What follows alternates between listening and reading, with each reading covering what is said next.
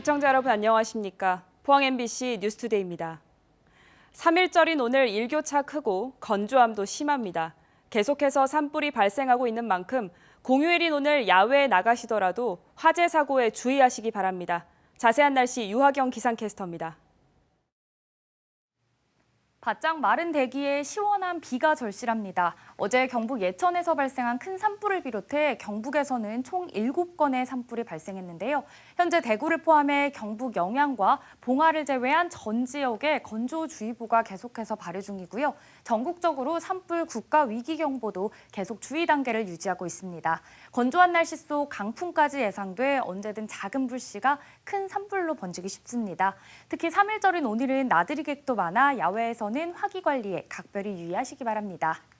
3월의 시작인 오늘도 기온차가 조금 있겠습니다. 현재 대구의 기온은 5도, 안동은 3도, 김천은 2도, 포항은 8도로 시작하며 어제보다 모두 5도 이상 기온 올랐습니다. 낮에는 대부분 지역에서 12도 안팎까지 오르겠고요. 오늘 활동하기 무난하겠습니다. 한편 오늘 낮까지 곳에 따라 빗방울이 떨어지는 곳이 있겠는데요. 양이 적어 건조함을 해소시키지는 못하겠습니다. 내일은 찬 대륙고기압의 영향으로 평년보다 기온이 낮겠고요. 모레부터는 다시 따뜻한 남서풍이 들어와 따뜻한 기온을 보이겠습니다. 날씨였습니다. 14년 전 포항시 동해면 금광리에서 발견된 나무 화석이 최근 언론을 통해 공개되면서 이 일대가 한반도 지질자원의 보고로 새삼 주목받고 있습니다. 하지만 발견된 화석 가운데 상당수가 체계적인 관리나 별도의 보호 없이 방치되고 있어서 대책 마련이 필요하다는 지적입니다. 이규설 기자입니다. 어른 12명이 손을 잡고 서 있습니다. 길이 10m가 넘는 우리나라에서 발견된 가장 큰 나무 화석입니다. 살아있는 나무를 통째로 옮겨놓은 듯 나뭇결과 웅이가 선명합니다. 2000만 년 전 한반도에 자라던 나무가 퇴적층에 묻혀 돌처럼 굳은 것으로 당시의 식생과 퇴적 환경 등을 엿볼 수 있어 최근 천연 기념물로 지정됐습니다.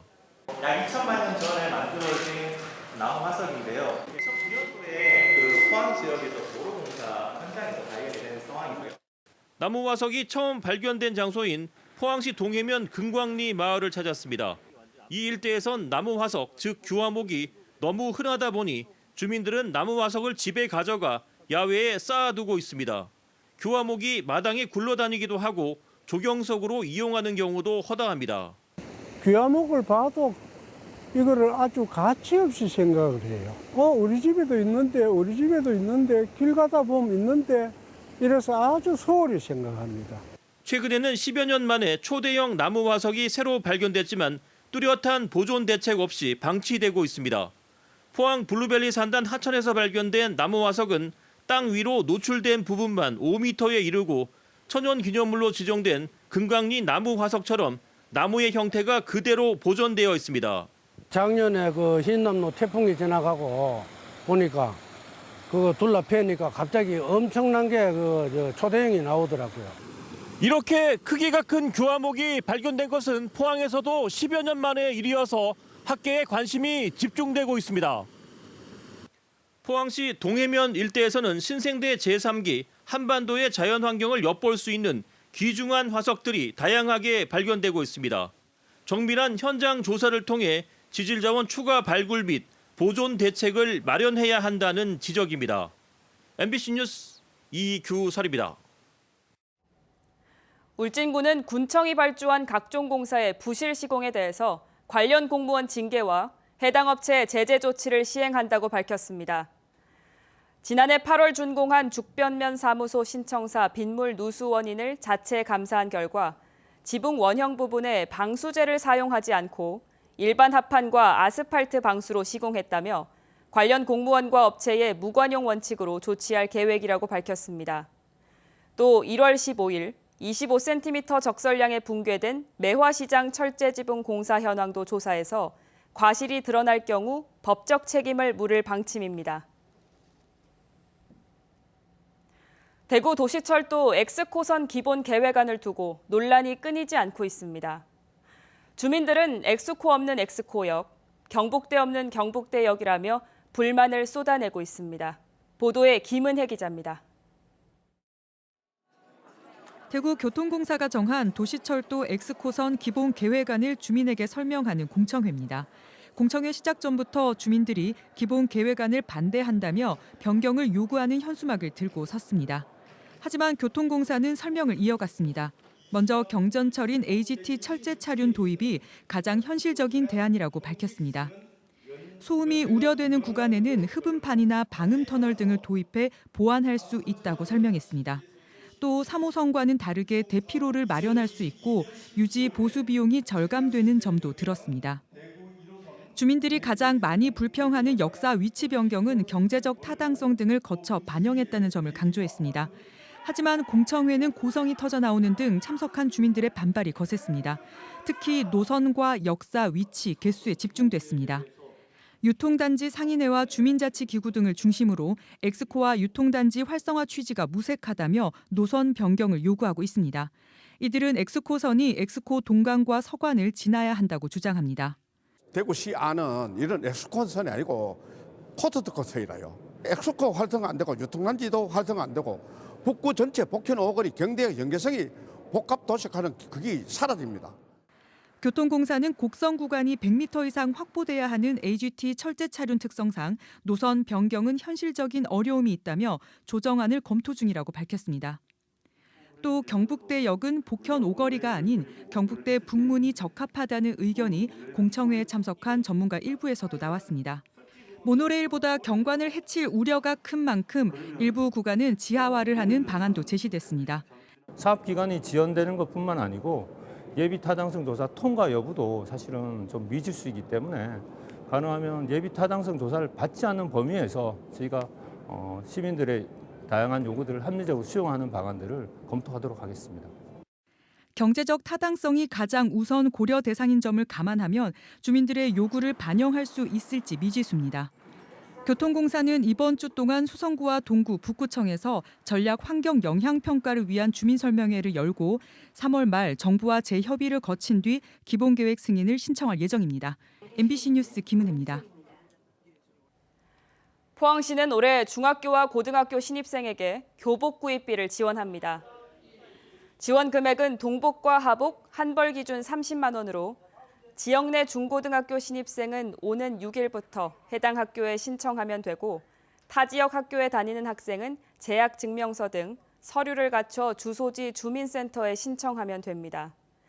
지원금은 5월 초에 신청자 계좌로 입금되는데 지역 내 62개 중고등학교에 입학하는 9천여 명이 혜택을 받을 걸로 보입니다. 국내 한학계와 금석학의 거두로 또 서예가로 현대사에 큰 족적을 남긴 청명 임창순 선생. 이 시대의 마지막 선비로 불리기도 했는데요. 해방 직후 청명 선생의 30대 젊은 시절 대구에서 짧은 교사 생활의 모습이 담긴 귀한 사진전이 안동에서 열리고 있다고 합니다. 이정희 기자입니다. 1960년 4.19 혁명 직후 교수 데모 당시 학생의 피해 보답하라는 구호를 친필로 쓴 임창순 교수. 이후 성균관대에서 해직되고 1964년 1차 인혁당 사건에 연루돼 구속됩니다. 우리나라 한문학 국학의 요람인 태동고전연구소 지곡서당에서 1999년 타계 전까지 30여 년간 인재를 길러냈고 이곳 출신 80여 명이 유수의 대학 교수, 연구자로 활동했습니다. 한학계와 금석학의 거두, 청명 임창순 선생의 잘 알려지지 않은 30대 대구 교사 시절의 모습이 사진전을 통해 처음으로 공개됐습니다. 1946년 추정 경북중학교 시절 서예부, 서정한 군의 글씨가 가장 뛰어나다는 설명도 남아있는데 실제 부산의 유명한 서예가였던 소정 서정한으로 보입니다. 1948년 추정 경북여중 교사 시절 소풍, 광주리로 된 도시락, 쌈을 싸먹는 모습, 여학생들의 교복이 제각각인 점이 흥미롭습니다. 1949년 경북여중 연극부 학생들과 공연 후 찍은 사진, 연출을 맡은 청명 선생은 부원들의 용투에 또 한 번 감격한다는 소회를 남겼습니다. 연극을 지도했다든가 연출을 했다든가 이런 거는 이제 내가 전혀 생각하지 못했던 거죠.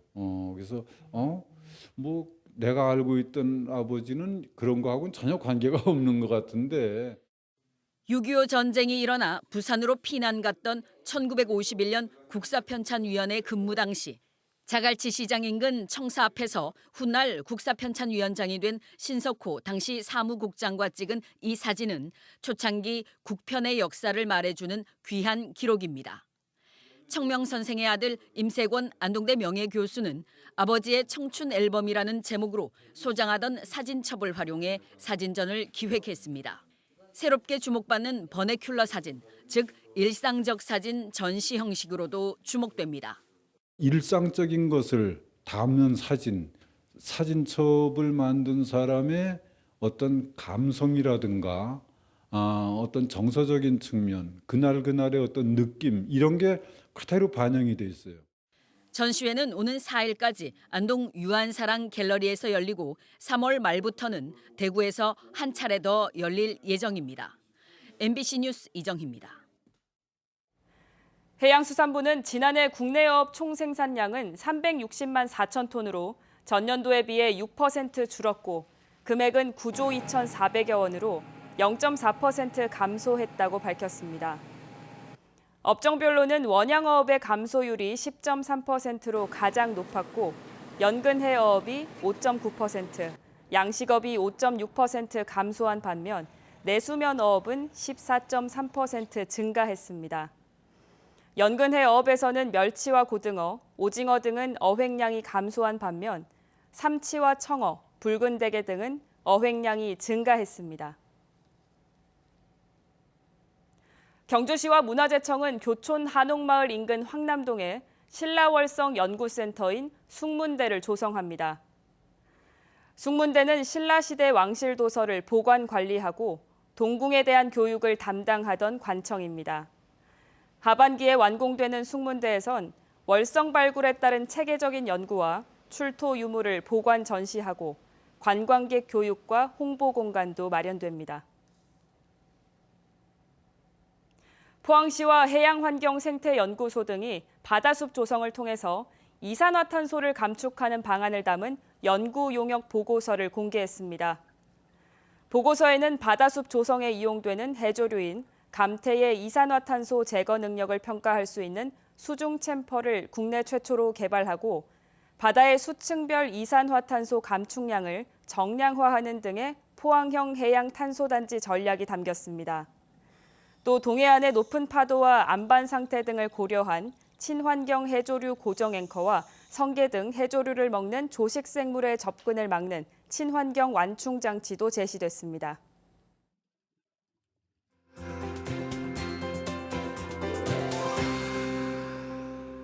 바짝 마른 대기에 시원한 비가 절실합니다. 어제 경북 예천에서 발생한 큰 산불을 비롯해 경북에서는 총 7건의 산불이 발생했는데요. 현재 대구를 포함해 경북 영양과 봉화를 제외한 전 지역에 건조주의보가 이어지고 있습니다. 전국적으로 산불 국가위기경보도 계속해서 주의 단계에 유지하고 있고요. 건조한 날씨 속 강풍까지 예상돼 언제든 작은 불씨가 큰 불로 번지기 쉽습니다. 특히 3일절인 오늘은 나들이 객도 많아 야외에서는 화기 관리에 각별히 주의하시기 바랍니다. 3월의 첫 시작인 오늘도 기온차가 조금 있겠습니다. 현재 대구의 기온은 5도, 안동은 3도, 김천은 2도, 포항은 8도로 어제보다 5도 이상 높게 시작하고요. 낮에는 대부분 지역에서 12도 안팎까지 기온 오르겠습니다. 오늘은 미세먼지 농도가 밤에 일시적으로 나쁨까지 치솟겠고요. 오늘은 곳에 따라 빗방울이 떨어지는 곳이 있겠는데요. 양이 적어 건조함을 해소시키지는 못하겠습니다. 위성 영상 보시면 오늘 전국적으로 기압골의 영향을 받다가요. 중국 북부지방에서 남쪽으로 이동하는 찬 대륙고기압의 영향에 들겠습니다. 우리 지역은 오늘 흐리다가 밤부터 차차 맑아지겠습니다. 다음은 자세한 지역별 날씨입니다.